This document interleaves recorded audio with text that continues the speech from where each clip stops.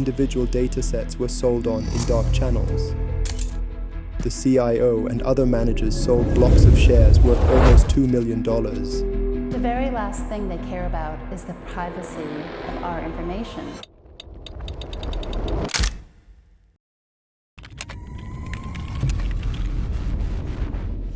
You're standing somewhere in Spain, a Saturday evening, late. The streets are dark. Only the neon lights of the clubs flicker across the building facades. You're waiting for friends, maybe scrolling, maybe just breathing in the air. And then, a message. Unusual activity on your account. Your heart sinks. You've only just been on vacation. Have you forgotten your details somewhere? You quickly log in, and then reality hits you.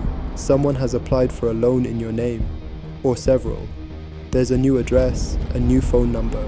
You no longer have any control, and you're not alone.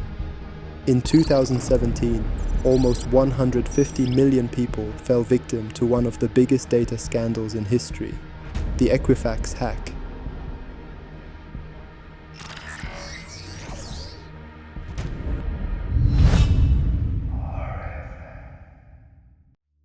Chapter 1. Equifax, the invisible force behind your credit rating. If you live in the USA, it's highly likely that you have a file with Equifax, whether you realize it or not. Equifax, along with Experian and TransUnion, is one of the 3 major credit bureaus in the country. They collect data on just about every adult. Your credit cards, mortgages, cell phone rates, utility bills, car loans, even installment payments on furniture or laptops. All this information results in your credit score, and this score determines whether you get an apartment, a loan, and sometimes even a job. In Spain, the system works slightly differently, but the principle is similar. Here too, there are credit agencies that manage creditworthiness information, although the level of consumer control is somewhat higher. But even there, data is seen as the key to creditworthiness.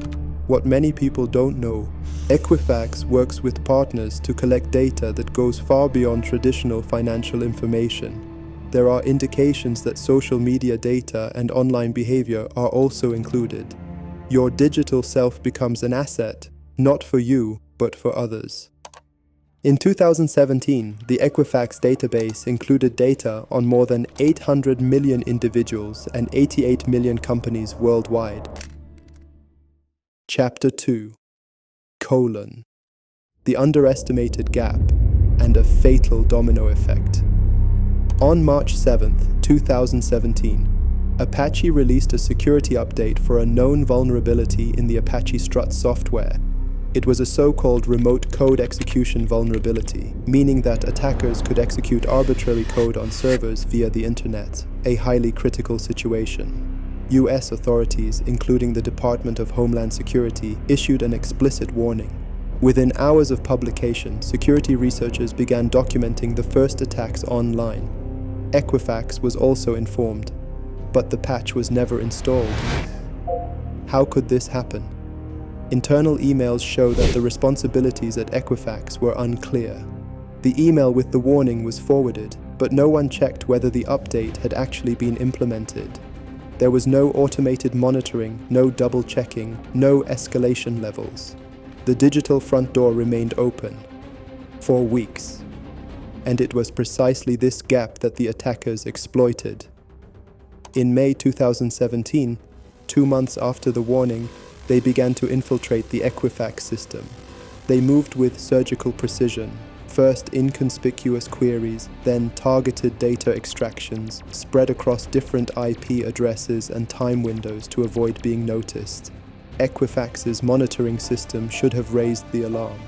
However, the SSL certificate of a central system had expired at precisely this time. As a result, the warning messages were no longer displayed. Nobody noticed the theft. The attack was only discovered at the end of July 2017, more than 2 months later. But by then, it was long too late. Chapter 3. Millions of stolen identities and the silence afterwards.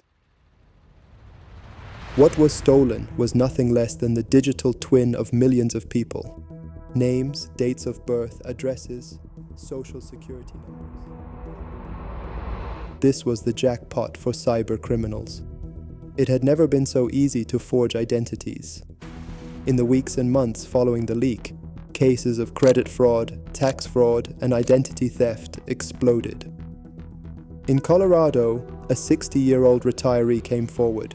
She was suddenly contacted by debt collectors about a car loan she had never applied for. In California, fake unemployment benefit applications were submitted in the names of teachers, firefighters, and even veterans. One victim from Madrid reported that his account was frozen after an attempted loan through a US bank was discovered in his name. The investigation took over a year. The FBI described the incident as one of the most dangerous hacks of the last decade. The NSA began forensic analysis and found evidence of Chinese actors. The access was so precise and long-term that it is assumed the data was collected for strategic long-term plans. A former CIA analyst later said, "This data is an intelligence agency's dream. You can identify targets, filter out their weaknesses, analyze economic networks." There is now evidence that individual datasets were sold on in dark channels, in combination with Facebook profiles, email addresses, and location histories. Chapter 4: The Cover-Up, The Reckoning, and the Lessons for Our Future. On July 29, 2017, Equifax recognized the breach, but instead of acting immediately, it took until September 7th for the public to be informed. Over 5 weeks of silence. During this time, high-ranking managers sold shares.